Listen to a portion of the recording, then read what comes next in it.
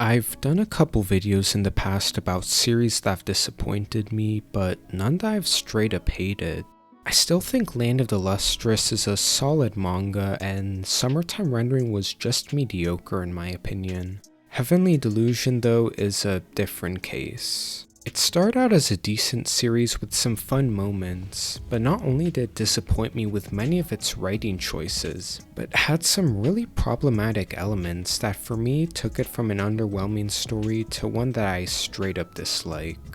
I'll avoid spoilers past the first 3 episodes or the first volume of the manga in case you aren't caught up, but I'll also be discussing manga spoilers later on, so I'll leave timestamps in case you want to skip those. The one part of this manga that I did think was really good was the art. There is a really impressive level of detail that went into the desolate cities and human settlements, making for a setting that feels pretty realistic. It's far from an original setting, but I still enjoyed how it was presented. I've also seen an episode of the anime to get an idea of how well it's being handled, and I kind of find it frustrating how well adapted it is. It reminded me a lot of Chainsaw Man's anime in terms of its cinematic style and just how good everything looked. In both the anime and manga, Heavenly Delusion is visually impressive, but as I'll be talking about, it wasn't nearly enough to make up for everything about this series that genuinely annoys me. My least favorite part of the story was the one with the mysterious facility. I don't really have much to say about it since I just found it really boring. I get why it's there and it revealed some important information in the manga, but I found the characters so forgettable and it felt like it took way too long to reveal anything worthwhile. The main storyline with Hiruko and Maru, although not as bad, I don't like either. Some of the earlier chapters focusing on these two were interesting enough. There were some fun moments with the characters trying to find food. You see how they gain the upper hand on people attempting to rob them, and there's even a bit of foreshadowing for later on. I wasn't super impressed by any of it, but I thought it was still fun and could be something I could really like if they keep this up. But looking back on it, I can see a lot of my problems with Heavenly Delusion were there from the start. For one thing, the story structure feels really repetitive to me. There is some main objectives with Maru looking for a mysterious location known as Heaven, and Kiriko looking for some mysterious people from their past. But most of the plot was just Maru and Kiriko wandering around, killing monsters, helping out whatever people they come across, and close to none of it worked for me. This type of story can be done well, but to keep things interesting it needs to make these encounters matter. Whether it's building upon the overarching themes or giving some interesting insight into the characters. A series that I feel does this really well is Girls' Last Tour, where almost every storyline builds upon the existential themes of the series. But even the storylines that don't add as much are still really entertaining because of how lovable the main characters are.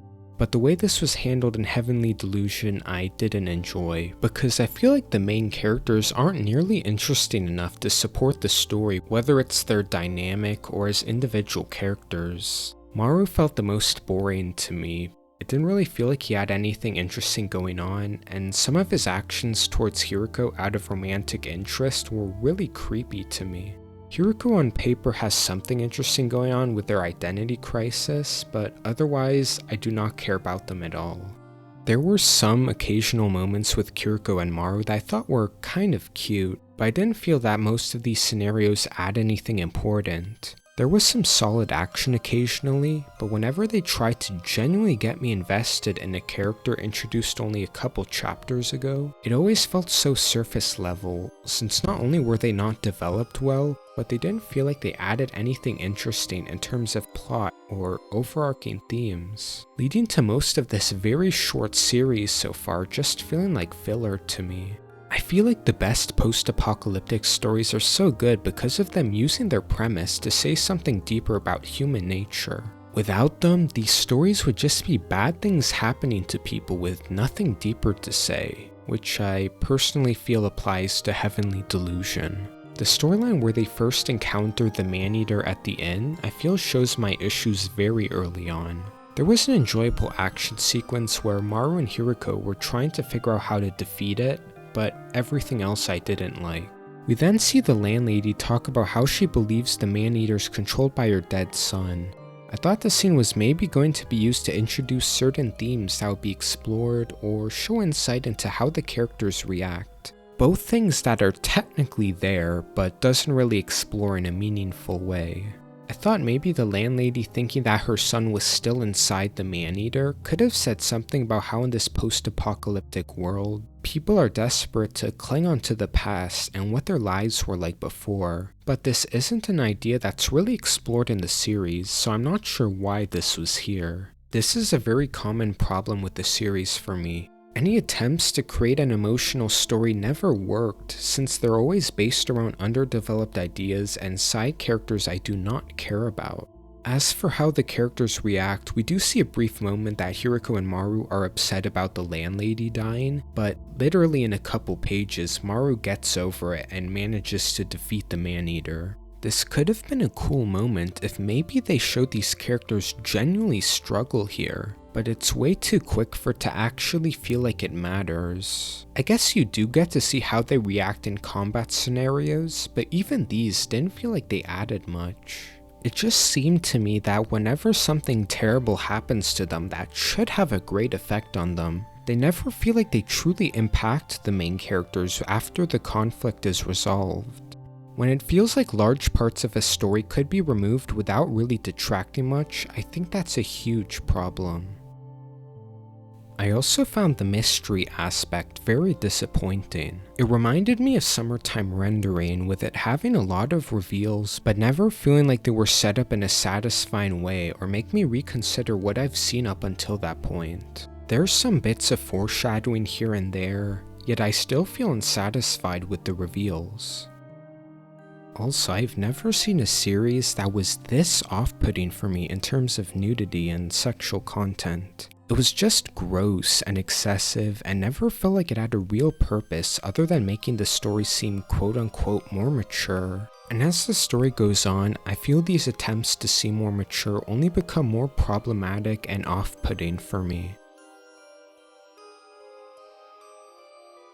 Another storyline that disappointed me greatly was the one with the Immortalities. This one is a bit different than the previous one I discussed, since it felt a bit more clear with what it was trying to say, touching on ideas of humanity embracing technology too much and the terrible things it has and will cause. It's an interesting idea for sure that has been used in very interesting stories, but Heavenly Delusion never felt like it went deeper than that. It only really being used as a plot device for a riot to start outside the hospital, leaving this potentially interesting idea to just be used for surface level conflicts that don't really say anything valuable in the end. But then there's the whole subplot about Haruki's brain being inside his sister's body, which I have so many problems with, and was the point while reading that I realized that I might not like this series. For one thing, the inciting incident in Kiriko's flashback felt very contrived to me. The only reason Haruki got injured was him deciding to be dumb and attempting to fight the man-eater by himself. I get that they were a child, but when they act this recklessly and don't give you enough time to care about him, it made for an extremely forced scene that, if it was trying to go for an emotional effect, completely failed for me. But the worst part of this storyline has to be where Kiriko is captured by Robin. It didn't feel well built up to at all, as I noticed zero implications that Robin was actually this vile of a person. It was just such a gross plot point that felt extremely contrived to give Kiriko additional trauma, but didn't even work as that, since Kiriko doesn't seem to be that affected by it from what I've read. This should be an extremely traumatic point in their life, yet a few chapters later you wouldn't even know something this bad happened to them. I not only hate this plot point because of how poorly it was built up and executed, but how ultimately pointless it feels. This is where I felt the story started using sensitive themes for shock value without properly setting them up or handling them with any nuance. There's no deeper message about the actions taken by the characters or the world they live in, just vile actions happening for the sake of it. But despite all the issues that I had in retrospect, I still hope that maybe this series could get better. But not long after this, we get to the storyline with Helm, which completely lost me. They set up this tragic backstory for her where a nameless man did some horrible things to her when she was young, and that telling other people about it accidentally led to the wrong person getting punished, leading to an innocent man losing his arm and the one who did this disgusting act get away. But after Maru and Hiroko take Helm to the man, she kills him brutally and that's it. Hiroko and Maru don't seem to be that fazed by it, even seeming to think higher of her because of it. Obviously this man was a disgusting person, but I find it really strange how the story almost seems to frame revenge in this case as a good thing. Not only because of the storyline with Robin saying otherwise, but just because it's the most boring way to show revenge in a story. There's a reason why all the best revenge stories always portray it as a bad thing, since it just brings even deeper suffering to those involved. Just like the rest of the story, it never uses potentially interesting ideas to ever say anything beyond the surface level. It's just terrible things happening for the sake of it.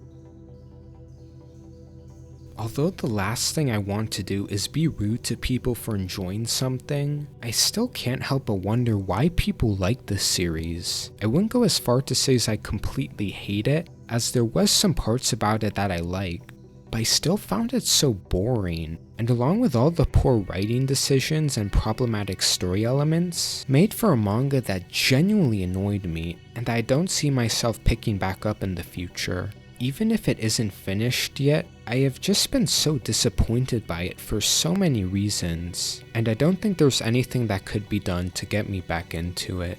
But however you felt about this series, I'd really like to hear what you thought in the comments below. I just personally had trouble understanding the appeal of this series, so I'd really like to hear other people's perspectives on this series, whether they agree with me or not. Anyways, that's about it. Thanks for watching.